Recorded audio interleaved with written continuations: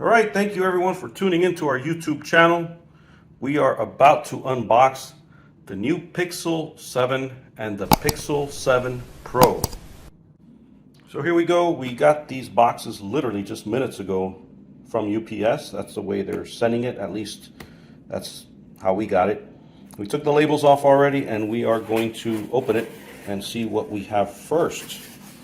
So the first one is the 7 Pro. Let's get you turned around. Looks like there's nothing else in the box, so we'll set the box over to the side. That means that this one is the 7.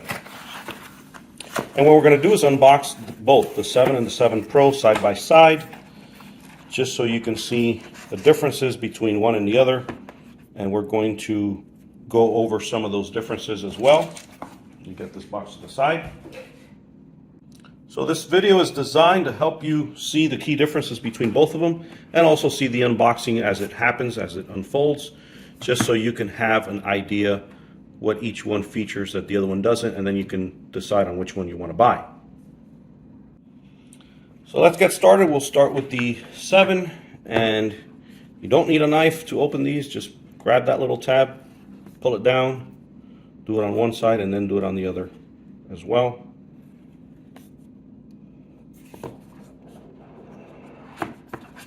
And there's the 7. We'll do the same thing with the 7 Pro. Same way.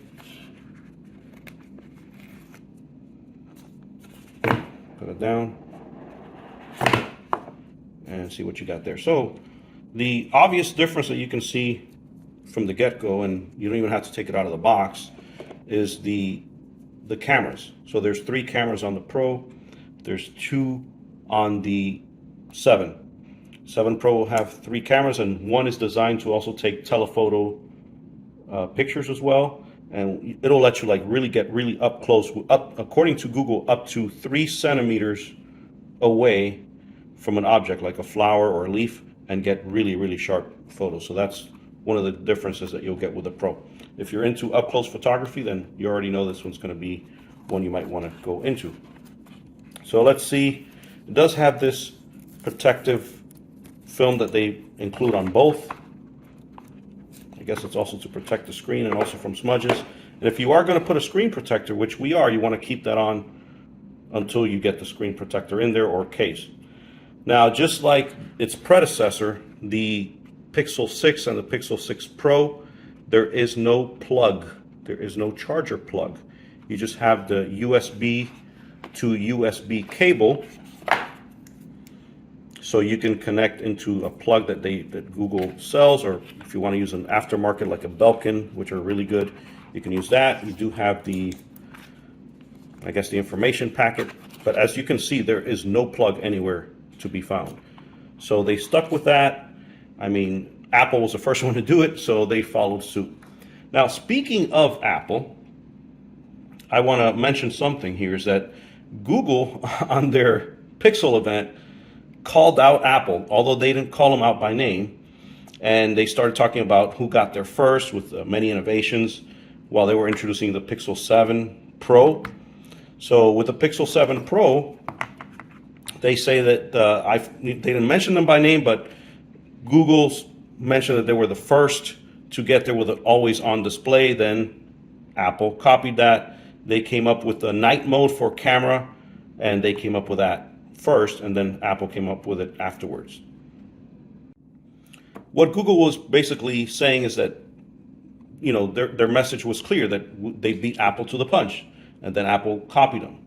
Well, now they also, with the Google Pixel 7 Pro, they want to continue that Google got there first.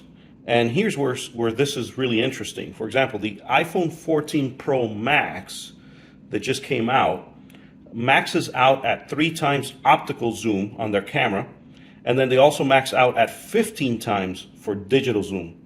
So is that good? Yeah, it's good, but look what this Pixel 7 Pro has. While Apple maxes out on 3 times optical, this Pixel 7 Pro maxes out at 5 times optical. And while the 14 Pro Max maxes out at 15 times digital zoom, this phone right here the Pixel 7 Pro maxes out at 30 times digital zoom, and Google calls it super res zoom. So they said on their event that they got there first. So I'm pretty sure the iPhone 15, when it comes out, they're gonna compete with that as well. They're gonna up the ante, if you will.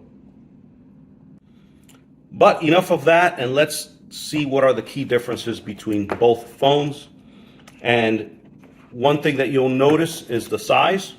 So you can see that one is bigger than the other. You can see that. It's also a little wider as well. So it depends how you want to hold the phone in your hand. Obviously the 7 Pro is bigger. How much bigger? Well, this is 6.3 inches, which is the Pixel 7, and the 7 Pro is 6.7 inches. The screen type is a little different too, so you'll get a little better resolution on this screen. The OLED, it is a little curved as well, although it's not as curved as what I've seen on the Samsung series, which is really good, because if you're going to drop the phone this way or this way, on a Samsung, you got the screen right here. It's going to damage the screen like clockwork. I mean, you can take that to the bank. So it does have a little bit more bezel than glass, which I like. I mean, it depends on the user. Now, another big difference between the 7 and the 7 Pro is that you're getting 8 gigabytes of RAM on the 7, and you're getting 12 gigabytes of RAM on the Pixel 7 Pro. The battery size is also a little bit different. You got 4,355 milliamps on the 7, and you got 5,000 milliamps on the 7 Pro, which makes sense. It's got a bigger screen, so obviously you're going to need a bigger battery as well, and then you also got more real estate to put in a bigger battery. They both charge at 30 watts, fast charging. They both have a 50 megapixel wide rear camera and a 12 megapixel wide ultra wide camera on both of these. The difference is the third camera on the 7 Pro, as I mentioned, is a 40 megapixel telephoto, so you can get those close-ups a little bit better. And then with the 7 Pro, you can also get that better zoom than you would on this one. Other than that, guess what? You have the same front camera. So the front cameras will both be 10.8 megapixel front cameras for your selfies. So they both have the same equal size camera. And there's a lot of similarities between the two as far as the software and all that. We just wanted to mention some of the key differences so you can decide if it's better to go with the 7 or the 7 Pro. So if you decide that a bigger phone is not something you want, smaller phone that fits a little better in your hand is fine. It depends on the person. So the 7 might be the one for you. If you like taking close-up photography, then the 7 Pro would be the one for you. But let's face it, not everyone is going around taking close-ups. But you do have a little bit bigger screen on the 7 Pro, 6.7 inch screen versus 6.3 screen.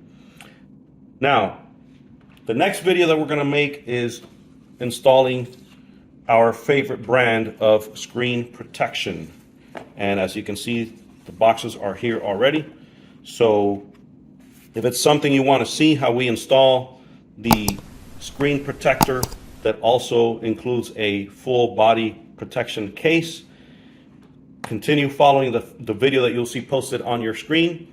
If you haven't done so already, please hit that subscribe button. We would greatly appreciate your support. And again, we're going to start doing this next, so stay tuned and we'll start filming this video in just a second.